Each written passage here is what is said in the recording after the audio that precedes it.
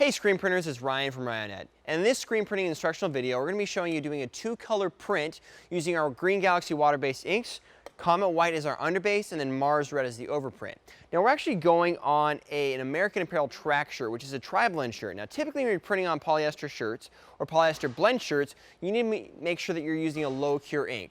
However, on this tri-blend shirt, the polyesters are actually not dyed, so they don't have a lot of bleeding problems. So we're actually going to be using just normal ink. The one thing that you do have to be careful of when you're curing this shirt is not to give it over temp. So you can't really get this shirt that hot. Give it above 350, 360 degrees, and it actually starts to melt. So using the warp drive low cure additive in this print, even if you don't have to worry about dye migration, is not a bad idea, even though in this instructional video, we're just going to be using normal ink.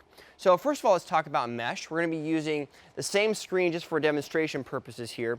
We're going to be using a 156 to 200 mesh for the underbase. Now this is actually a 200 mesh. If you want a little bit more ink down and make life easier, you can use that 156, even a little bit lower. But when on an underbase, you don't need that low of mesh because you don't have to get a huge thick layer of ink. So we're actually going to be using that 200 mesh. Once again, 156 would work as well. We're going to be printing our underbase first, and we're going to also use the 200 mesh for the overprint, which is a good overprint for the Green Galaxy inks. Let's apply the ink, do our underbase, and then show you the overprint. So we're going to load the screen first. We have enough ink on the mesh to ensure that we're covering and flooding nicely. Doing 2 passes with this water-based ink is always important, making sure that screen clears. There's our first pass print. Came out looking great. We're going to flash that and do another coat. So as we rotate this over, we're going to be using the Quartz Express flash dryer. We're using the Riley Hopkins Jr. press. The Comet White actually flashes very quickly, which is good for these tri-blends because you do not want to get them too hot. Now we can either print directly on top of this or go ahead and do another pass. What we're going to do is another pass just to show you. If we were going through that 160 mesh, we would not have to do another pass. So we're just going to do one more pass, and with water base, I always hit the ink twice.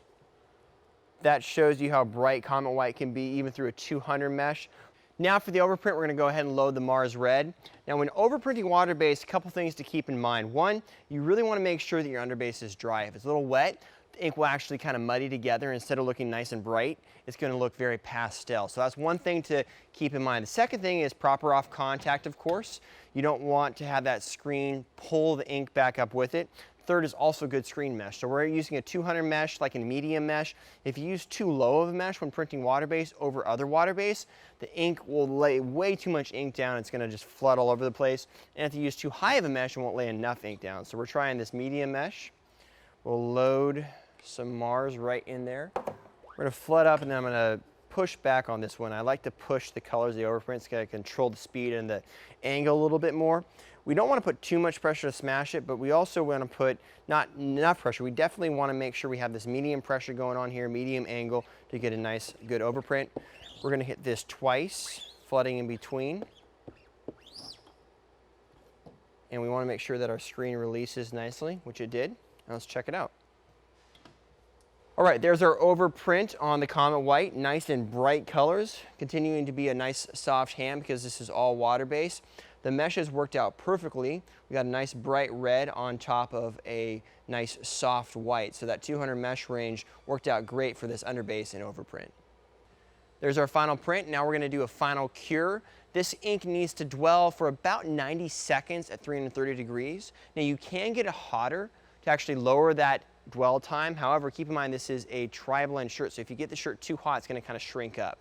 So once again, the way to kind of defeat that is by putting some warp drive low cure catalyst into the ink.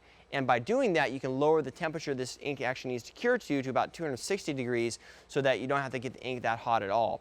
And you really make sure that the ink cures, because after 48 hours using warp drive, it cures fully no matter what the temperature you're curing at. So there are some tips on printing an underbase with an overprint using Green Galaxy inks. Check out all of our Green Galaxy inks available on our site. Thanks for watching this YouTube tutorial, and check out more tutorials available from Ryonet. Have a great day, screen printers.